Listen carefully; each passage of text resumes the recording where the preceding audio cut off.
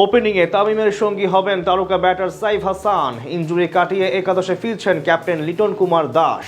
সাথে বড় পরিবর্তন আসতে পারে ব্যাটিং অর্ডারে। বোলিং ইউনিটে মুস্তাফিজের সঙ্গে থাকছে বেশ কিছু নতুন চমক।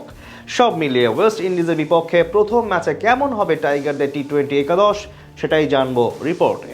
টি-20 ফরম্যাটে শেষ 4 সিরিজ ধরে অপরাজেয় বাংলাদেশ ক্রিকেট দল এশিয়া কাপেও মোটামুটি ভালো পারফরমেন্স করেছিল লাল সবুজ প্রতিনিধিরা। এরপর আফগানদের হোয়াইট ওয়াশ করে বলা চলে এক প্রকার আত্মবিশ্বাসের তুঙ্গে আছে লিটন বাহিনী। সেই ধারাবাহিকতা বজায় রাখতে এবার ঘরের মাটিতে ক্যারিবীয় মিশন জয় করতে মাঠে নামছে টিম টাইগার্স, যারা কিনা নিজেদের সবশেষ সিরিজে সহযোগী রাষ্ট্র নেপালের কাছে হেরে এসেছে। সে যাই হোক, ক্যারিবীয় ক্রিকেটারদের বলা চলে সমীহ করেই মাঠে নামবে বাংলাদেশ। এই সিরিজের সেরা একাদশে আসতে পারে বেশ কিছু পরিবর্তন, বিশেষ করে এশিয়া কাপের ইনজুরি কাটিয়ে প্রায় 1 মাস পর মাঠে নামতে প্রস্তুত সংক্ষিপ্ত ফরম্যাটের অধিনায়ক লিটন কুমার দাস। তাই তাকে জায়গা করে দিতে ব্যাটিং ইউনিটে আসবে রদবদল, যেখানে ওপেনিং পজিশনে প্রথম পছন্দ ফর্মে থাকা সাইফ হাসান। বর্তমান স্কোয়াডের অন্যতম নির্ভরযোগ্য সদস্য তিনি।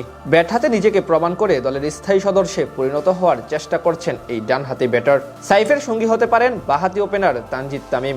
যদিও নামের প্রতি শেষ কয়েক ম্যাচ ধরে সুবিচার করতে পারছেন না তিনি, তবে আরও একবার তামিমের উপরেই আস্থা রাখতে চায় টিম ম্যানেজমেন্ট। 3 নম্বরে যথারীতি থাকবেন ক্যাপ্টেন লিটন কুমার দাস। ইনজুরি কাটিয়ে ব্যাট হাতে কেমন করেন তিনি, সেটাই এখন দেখার পালা। 4-এ থাকতে পারেন ডানহাতি ব্যাটার তাওহিদ হৃদয়। ওয়ানডে ফরম্যাটে ধারাবাহিকভাবে রান পেলেও টি-20 ক্রিকেটে স্ট্রাইক রেট নিয়ে কিছুটা বিপাকে আছেন হৃদয়।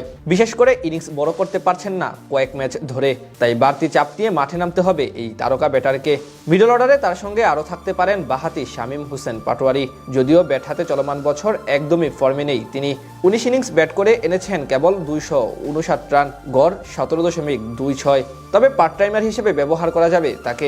এছাড়া ফিনিশার হিসেবে আরও থাকতে পারেন নুরুল হাসান সোহান। প্রত্যাবর্তনের পর সবশেষ আফগান সিরিজে বেশ ভালোই ব্যাট করেছিলেন তিনি। সেক্ষেত্রে বাদ পড়তে পারেন আগের ম্যাচে নেতৃত্ব দেওয়া জাকের আলী অনিক। স্পিন ডিপার্টমেন্টে ভরসা শেখ মাহাদি হাসান। বল হাতে দারুণ ফর্মে আছেন তিনি।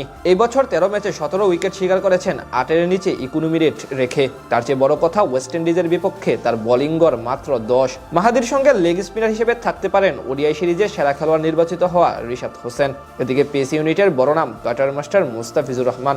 দারুণ ছন্দে থাকা এই বাঁহাতির সঙ্গে আরও থাকতে পারেন তানজিম হাসান সাকিব এবং তাসকিন আহমেদ। তারা দুজনও আছেন বেশ ভালো ফর্মে। সব মিলিয়ে বলা চলে চট্টগ্রামের বীরশ্রেষ্ঠ শহীদ flight lieutenant Motiur Rahman cricket স্টেডিয়ামে বেশ ভারসাম্যপূর্ণ একাদশ নিয়েই মাঠে নামবে স্বাগতিক বাংলাদেশ।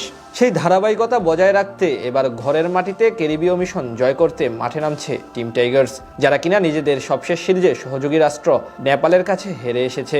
সে যাই হোক, ক্যারিবীয় ক্রিকেটারদের বলা চলে সমীহ করেই মাঠে নামবে বাংলাদেশ।